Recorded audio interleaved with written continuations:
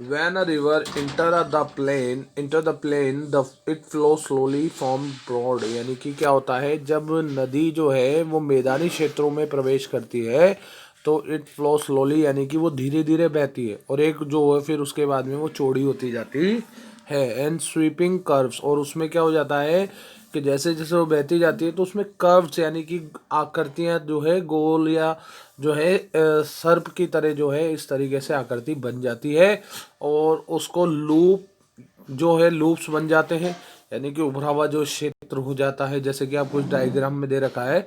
तो उसे हम जो है क्या बोलते हैं, मिनेंडर्स बोलते हैं। फिर उसके बाद में देखिए, ड्यू टू कंटिन्यूअस इरोजन, जो लगातार इस मिट्टी के कटाव को और जो है क्या नाम से डिपोजिशन के कारण जो मिनेंडर है वो चौड़े होते जाते हैं, ठीक है।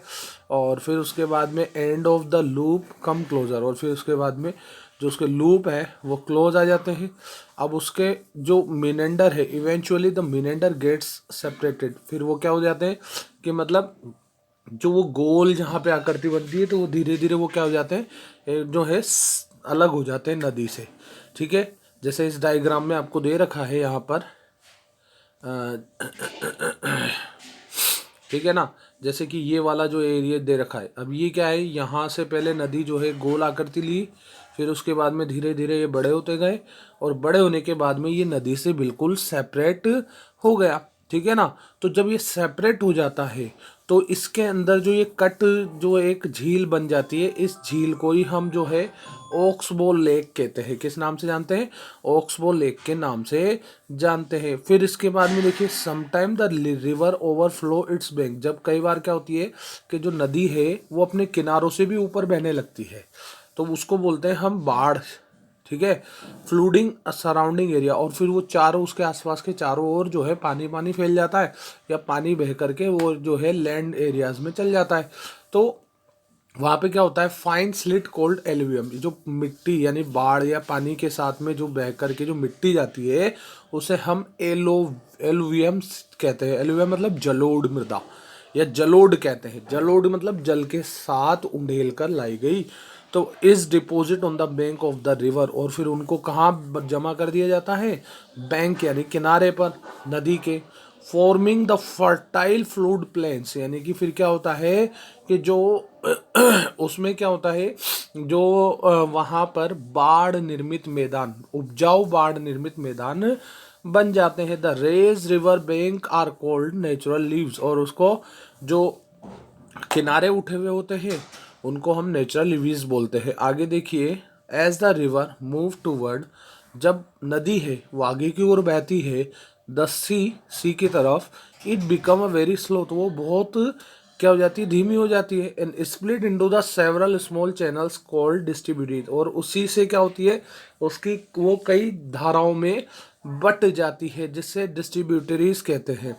आगे देखिए, all the sediments carried by the river and channel are deposit on the mouth, मतलब क्या होता है कि जैसे मान लीजिए जो उसकी डिस्ट्रीब्यूटरीज है वो क्या करती है, उस नदी के मुंह पर जो उसके डिपॉजिट पार्टिकल्स होते हैं या जो सेडिमेंट्स होते हैं उनको वो जमा कर देती है, ठीक है ना। और उस जमा करने से एक ट्रायंगुलर शेप बन जाता है, और कहाँ पर, region near the mouth of the river, है ना, फिर नदी के मुहाने पर। तो फिर उसके बाद में जो ये बार बार डिस्ट्रीब्यूटेड और नेटवर्क से ऐसा होता है, तो वहाँ पर जो क्षेत्र बनता है उसे हम बोलते हैं क्या, डेल्टा। क्या बोला जाता है, डेल्टा। और इसका सबसे बड़ा एग्जाम्पल है द गंगा ब्रह्मपुत्र डेल्टा, जो है ये भारत विश्व का सबसे बड़ा डेल्टा है, ठीक है। Landform made by the glacier, यानी कि बर्फ के हिमखंड यानी हिमखंडों द्वारा निर्मित जो लैंडफॉर्म्स हैं हम उनके बारे में पढ़ेंगे। तो देखिए, glacier are slow moving masses of snow and ice, यानी कि जो ग्लेशियर जो हिमखंड होते हैं वो धीरे धीरे मूव करते हैं, ठीक है। They are also known as a river of ice, उसको भी हम जो है नदी बर्फ के रूप में जानते हैं, बर्फीली नदी के रूप में जानते हैं। They are found in the polar, और ये कहाँ पर, ध्रुवी क्षेत्र पर पाए जाते हैं, स्नोफील्ड यानी कि बर्फ के मैदान, and in the ice capped mountain, और इनको हम जो है बर्फीले पहाड़ या पर्वत भी कहते हैं। Like rivers glaciers also break and carry away rock materials, यानी कि जब बर्फ़ या हिमखंड जब टूटते हैं तो वो अपने साथ चट्टानों को भी, जो मटेरियल्स है उनको भी तोड़ करके ले जाते हैं। The valley form by the glacier, जो उस ग्लेशियर से घाटियाँ बनाई दी जाती है। Steep side and flat bottom, यानी कि जो है एकदम खड़ी जो है उसकी साइड हो जाती है और नीचे से जो है बॉटम फ्लैट हो जाता है। तो वो किस आकृति में बनती है, वो यू शेप में बन जाती है।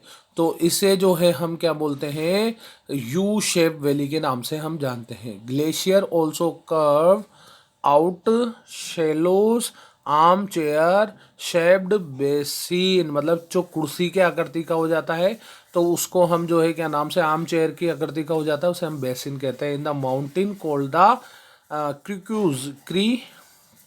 किरक्यूज, उसको या कॉरीज के नाम से जानते हैं। व्हेन द आइस मेल्ट, जब बर्फ पिघलती है, this get filled up the water forming lakes, और ये पानी की झीलों से भर जाते हैं। When a glacier descend a valley it melt because of the warmer climate, यानी कि ऐसा क्यों होता है कि जो वहाँ का जो क्लाइमेट है, जलवायु जब गर्म हो जाती है तो वो पिघल जाती है। It loads consisting of the clay and sand, मतलब वो किससे भर जाती है, जब क्ले मिट्टी से और जो है सैंड से।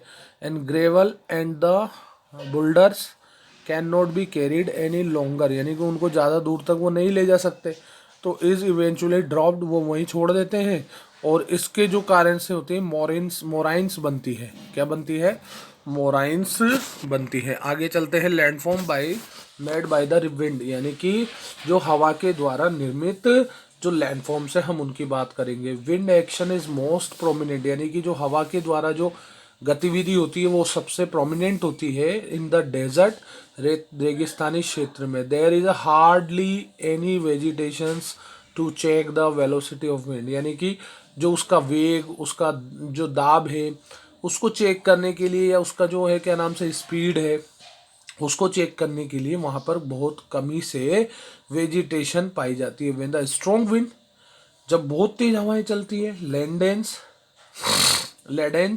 Leiden with coarse and sand particles stick the surface of the rock masses, मतलब क्या, बहुत तेज हवा चलती है तो फिर वो जो क्या होता है, सैंड पार्टिकल्स बन जाते हैं चट्टानों से, बड़ी बड़ी चट्टानों से टूट करके। It gets eroded, the base of the rock is eroded more than top, यानी कि वहाँ पर सबसे ज़्यादा जो ऊंचाई वाले क्षेत्र की अपेक्षा वहाँ पर सबसे ज़्यादा होता है।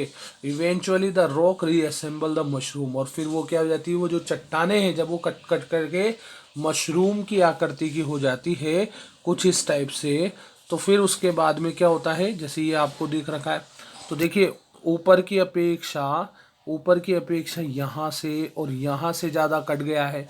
तो इस कट के कारण जो है क्या नाम से, ये मशरूम की आकृति का बन जाता है। किसकी आकृति का बन जाता है, मशरूम की आकृति का बन जाता है। तो इसे हम मशरूम जो है क्या नाम से, मशरूम रॉक या पेडेस्ट्रियल रॉक के नाम से जानते हैं।